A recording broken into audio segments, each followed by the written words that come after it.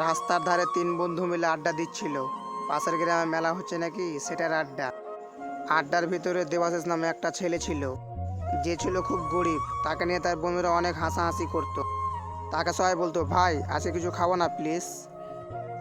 দেবাশিস তখন বলতো, তোরা তো জানিস আমার কাছে কোনো টাকা নেই, তাও কোনো বারবার এক কথা বলে ঠোকা দিস। এই কথা শুনে বাকি বন্ধুরা খুব হাসতে থাকে আর বলে, তুই শুধু খেয়ে যাবি, আমাদের কখনো খাওয়াবি না। দেবাশিস তখন চুপ হয়ে বসে থাকে। হুট করে দেখলো সমীর আসছে বাইক নিয়ে। সমীর শহরে থাকে, মাঝে মাঝে গ্রামে আসে আর তার বন্ধুদের সাথে খুব মজা করে। বন্ধুদেরকে সে খুব ভালোবাসে। আড্ডাতে সমীর আসার পর তাকে নিয়ে সবাই গল্প করত। তখন দেবাশিস একটু দূরে চুপ করে বসে থাকতো। এদিকে সমীরও দেবাশিসকে পাত্তা দেয় না। সমীর তখন সবাইকে বলে যে চল মেলায় যাই। সমস্যা হচ্ছে বাইকে তো তিনজনের বেশি বসা যাবে না। সমীর তখন দেবাশিসকে বলে, আমাদের সাথে মেলা যেতে গেলে কিছু খাওয়াতে হবে, নাহলে এখানে চুপ করে বসে থাক। এই কথা বলে সমীর হাসতে থাকে আর দেবাশিসের মন খুব খারাপ হয়ে যায়। তখন সমীর তার বাকি দুই বন্ধুকে নিয়ে বাইকে উঠে পড়ে। একটু যেতে সমীরের ফোনে একটা কল আসে।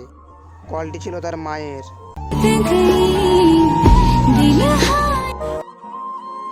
মায়ের কথা শুনে সমীর চমকে ওঠে।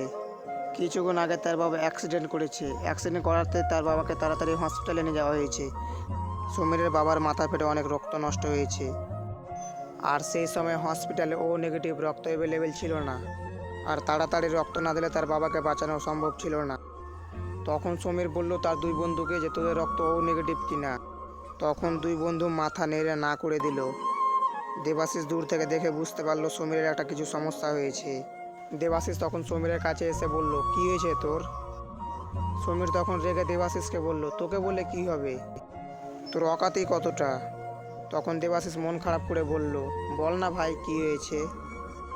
তখন সমীর দেবাশিসকে সব কথা খুলে বলল আর এটাও বলল, তোর কি ও নেগেটিভ রক্ত হলেও তো এখন না বলবি। যে কিনা বন্ধুকে 10 টাকা খাওয়াতে পারে না, সে দেবে রক্ত। তখন দেবাশিস বলল, আরে ভাই, তোর এই গরিব বন্ধুর পকেটে টাকা থাকে না তাই বলে খাওয়াতে পারে না, এটা নিয়ে তোরা কিছু মনে করিস না। আজ মনে হয় উপরবেলা আমাকে একটা বড় কিছু করার সুযোগ দিয়েছে, তাই এই সুযোগটা হাতছাড়া করব না। হ্যাঁ, আমার রক্ত ও নেগেটিভ, দরকার পড়লে আমার শরীরের সমস্ত রক্ত দিয়ে তোর বাবাকে বাঁচাবো। দেবাশিসের কথা শুনে সমীরের চোখে জল চলে আসলো। যাকে তারা সবসময় অবহেলা করত, সেই ছেলেটি আজ আমার বাবাকে বাঁচানোর জন্য এগিয়ে এসেছে। সমীর তখন দেবাশিসের সামনে হাঁটু কেড়ে বসে পড়ে। সরি ভাই, ক্ষমা করে দে আমায়। তখন দেবাশিস বলল, তোর বাবা তো আমারও বাবা, চল এসব কথা বলে এখন লাভ নেই, তাড়াতাড়ি হসপিটালে চল।